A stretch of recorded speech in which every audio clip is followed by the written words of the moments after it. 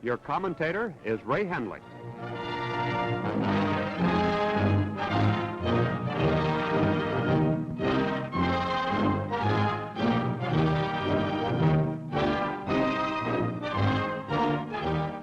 Great events in the Pacific race into history. A vast armada of troop ships, guarded by the largest naval striking force ever assembled, sails to the attack. Destination, the Marshall Islands. For 25 consecutive days, the Marshalls are ripped by Army liberators operating from Tarawa, softening up Jap defenses and destroying landing strips. Flak tracers reach up like flaming fingers to seize the bombers, but fail to get the range. Jap planes on the ground are hammered into wreckage on the smashed runway. The roar of tons of high explosives from the sky is only the prelude to the mighty symphony of destruction to come.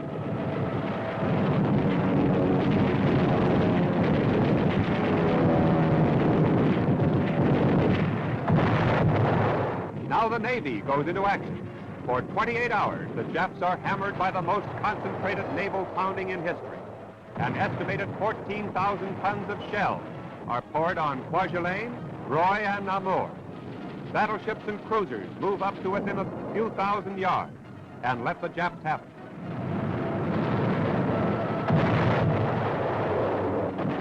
They're on the targets.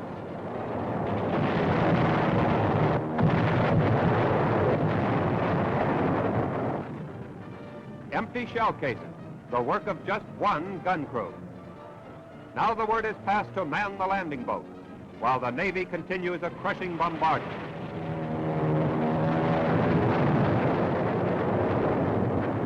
Marine veterans of Jap-smashing victories in the Solomon and Army veterans of the storming of Attu shove off from transports, 30,000 strong, determined to shorten the road to Tokyo.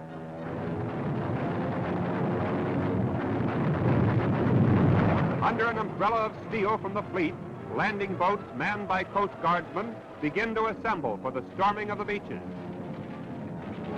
Tossed by the long Pacific swells, the boats maneuver for position as the barrage continues.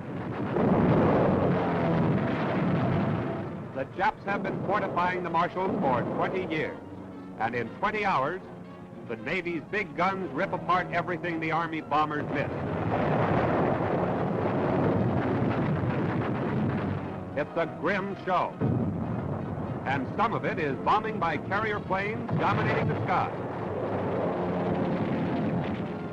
Now the landing boats are churning into the beach with leathernecks of the 4th Division, soon sending the familiar word: the Marines have landed and have the situation well in hand. But there are Japs still ready to give battle as snipers' bullets whine over the beachhead. Inland, all over the shell-smashed islands, enemy pockets must be cleaned out.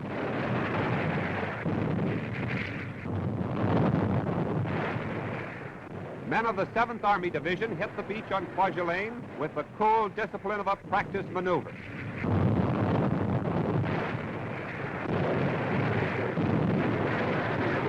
On timetable schedule, landing ships and more troops come in.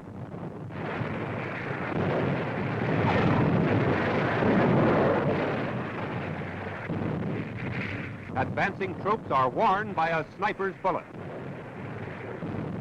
Isolated Japs still try to put up a futile resistance, but once they are located, the war is soon over for them. These men sight a sniper in a tree.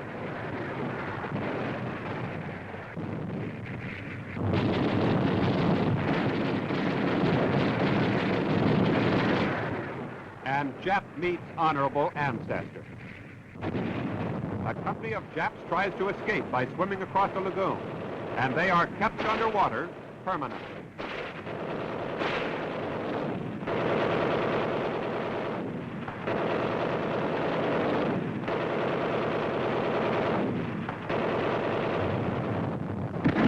The deadly mortar goes into action.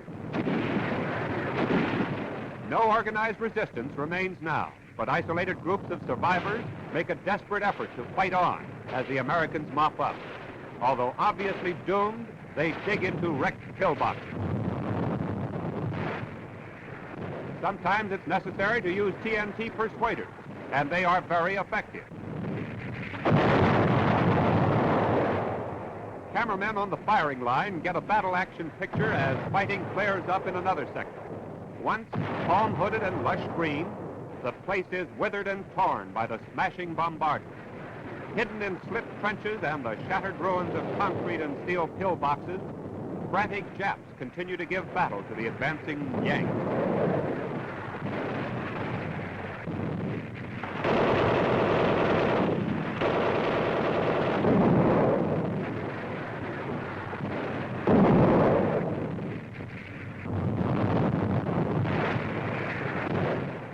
Flamethrower sears a nest of screaming snipers. Their hiding place is reduced to rubble and ashes.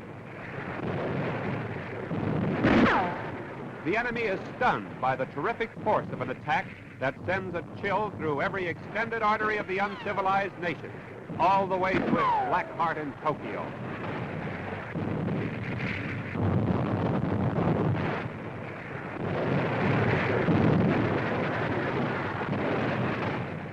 The word is passed to take prisoners, and commands in the Japanese language are given through a loudspeaker to a group of the enemy hidden in a blasted pillbox.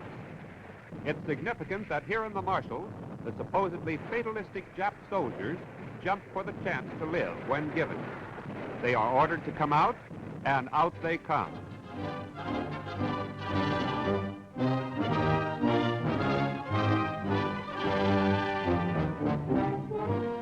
The prisoners are stunned and dazed by the relentless land, sea, and sky fire to which they were exposed.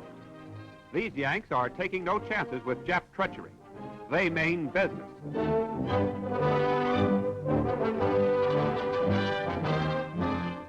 But the sons of the setting sun are treated like human beings in spite of their black record. An intelligence officer questions prisoners. They are tagged, then transferred to ships offshore. More than 8,000 of the Mikado's men are wiped out by the invasion of the Marshalls, conquered so swiftly that the whole Japanese defense strategy in the vital Central Pacific area collapses.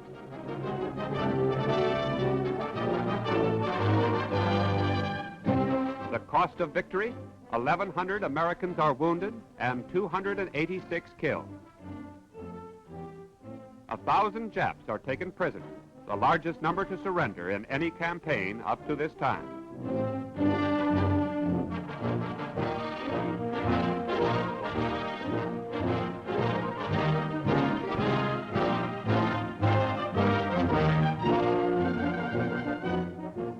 As speedily as possible, injured Americans are taken to hospital ships offshore.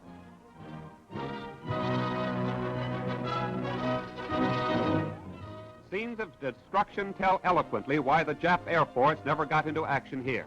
The bare skeleton of a hangar, wrecked Zeros on the ground, devastation, they all tell of the offensive might that swiftly conquers the first Japanese territory invaded. But somehow, a supply of Jap beer escapes destruction. Headquarters of the Japanese command takes a terrific beating.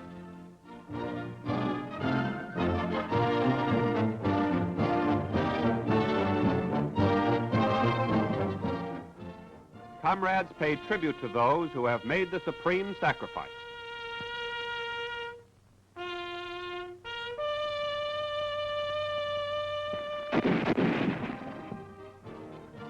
The smoke of battle lifts to reveal our flag flying above the Marshalls.